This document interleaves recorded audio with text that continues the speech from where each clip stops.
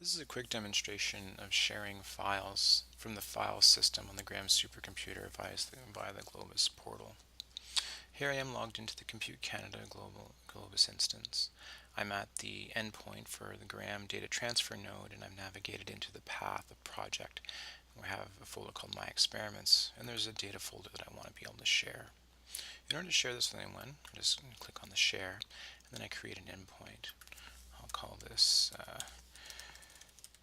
My Experiment Data. I'll create this endpoint, and then I'll manage the sharing of it.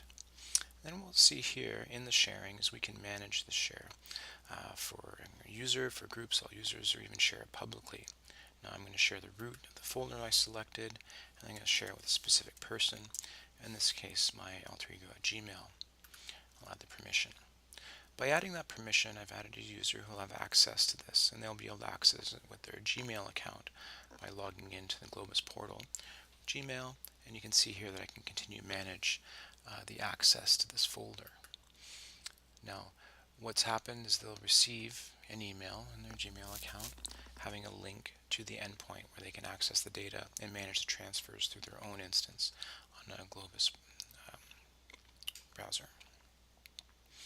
Now, these transfers are secure, efficient, and robust like any other transfers that we do with Globus, typically through this portal. Having just received the link, I'll log into Gmail, another browser with that account, add the link. It was in my email, and I see here that it sends me directly to the endpoint of the My Experiment data. I can open a transfer and start the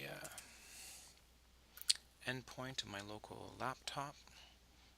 Go to data folder, select the folders that were just shared to me, and then transfer them to my laptop.